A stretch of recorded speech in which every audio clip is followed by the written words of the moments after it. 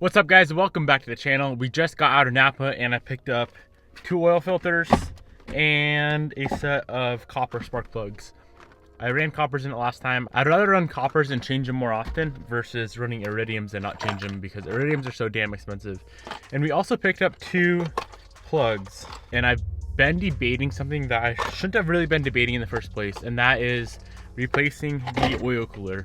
So when we were assembling the engine yesterday, I pulled apart the oil pump completely, and I noticed a little bit of copper in there, and then I got to thinking, like, there's going to be copper, there's going to be shavings in the oil cooler as well, which we could clean out. We really had like 3 options here. We could clean it out, which nobody really recommends because an oil cooler is about $300.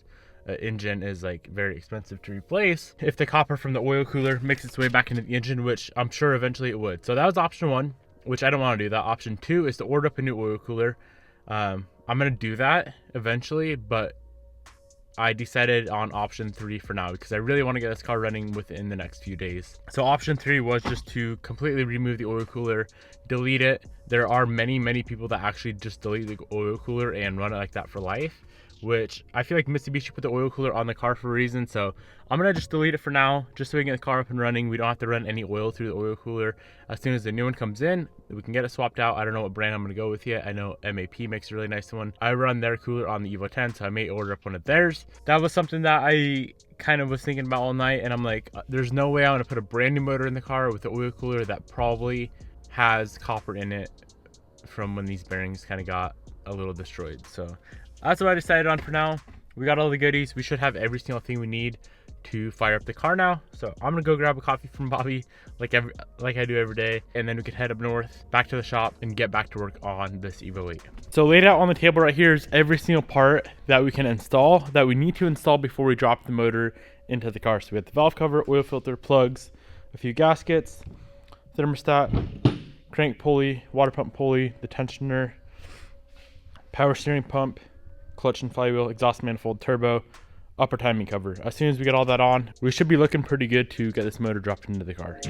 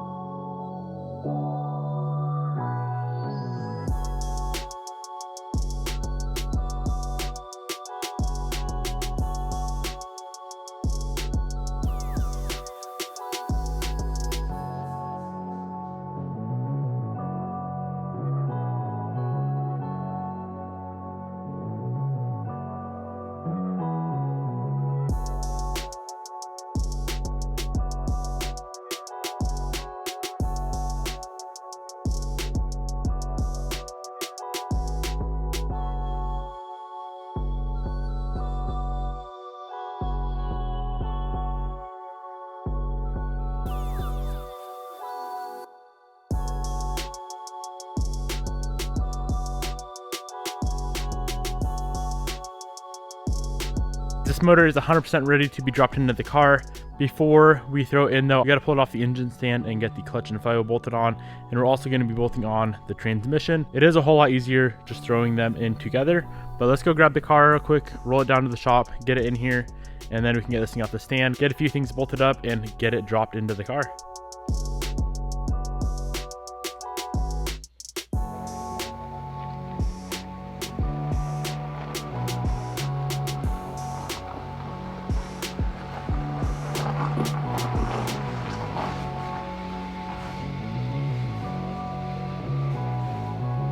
It is freaking game time, guys. We got the car in the shop. Let's go ahead, slap the motor onto the engine hoist, get the clutch, flywheel training on, and we can jack the car up and throw in the engine and transmission. If all goes as planned and we don't run into any crazy issues, this thing should be running within the next, I don't know, 2 or 3 hours for the first start, which would be sick.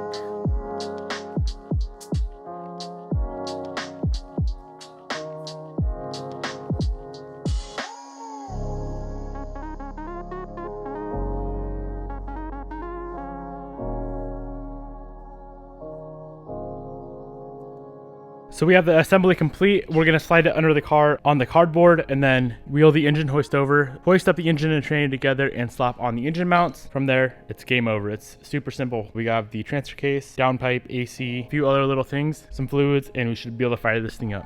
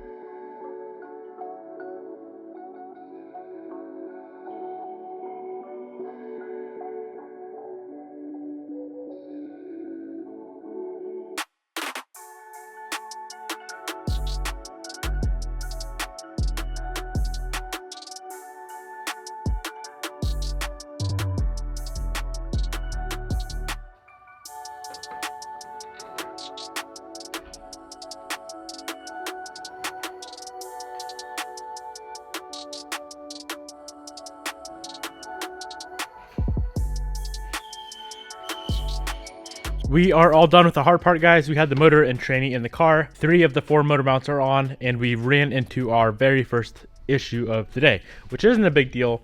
So there's 2 O-rings and 1 seal on the transfer case, 1 big O-ring and 1 small O-ring. That small O-ring sits right in a little groove in there. and it looks like it popped out. I'm not exactly sure when, but I cannot find it anywhere. So I'm gonna go jump on the bike and run around town, just try to find a seal that I think will fit, or maybe a few different sizes of seals. Come back home. Hopefully we can find one here locally that is the proper size and thick enough to seal that off, because to do that again, to tear the part again after it's all together and to put an OEM seal back in there is going to be a straight pain in the butt. So I'm gonna go run around, get a bunch of different seals. Hopefully we can find one. If not, we're gonna have to order one in, and that's gonna set us back like a week. Let's go see what we can find. So we got 4 different O-rings from Ace Hardware, and I also bought one from Napa, and apparently I lost it because it's not in my pocket. I took my bike. I think one of these 4 should work, so let's give it a shot. If not, I think my brother Austin has like an O-ring kit, so I might have to swing over to his place and steal one of his O-rings. So it looks like that one right there should do the trick. I'm gonna pull that back off. I'm gonna throw just a touch of RTV seal on it to kind of hold it in place as we put the transfer onto the transmission and get it all bolted together.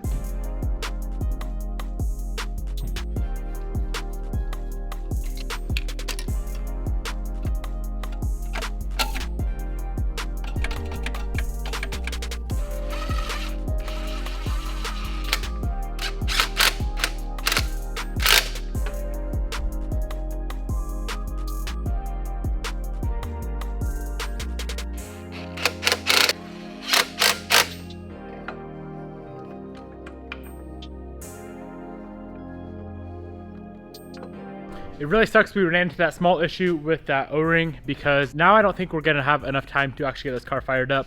I have everything laid out on the table right now that we still have to install, and it's already getting pretty late. So check out what we have left. We didn't make it quite as far today as I expected, so I want to get a little bit more done, but we still have the starter, fuel rail, intake, radiator hoses, heater core hoses, all the intercooler piping, the coil and plug setup. We've got to wire in a new boost gauge and oil pressure gauge, CV axles, downpipe, cross member, and of course the fluids as well. So if we can get done tonight, like the starter, fuel rail, intake manifold, all this other stuff, we should be able to bang out early tomorrow morning and hopefully get the first start. Let's get on that manifold right now. That's probably the last hardest thing to do.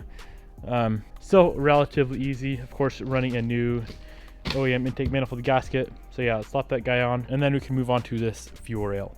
We do also need to pull off that oil cooler and throw that thing in the garbage. I haven't decided exactly what kit I want to go with yet. I haven't done any research. I want to get one that's a little bit bigger than stock. We can figure that out later. For now, let's just run that oil cooler delete kit that we installed.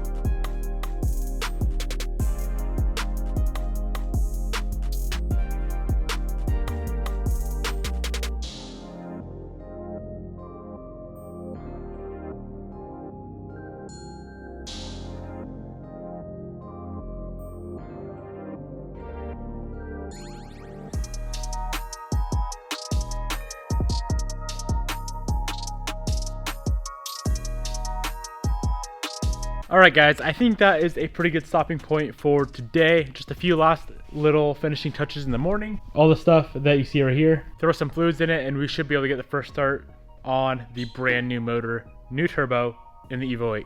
Hope you guys enjoyed today's video. I'll see you tomorrow.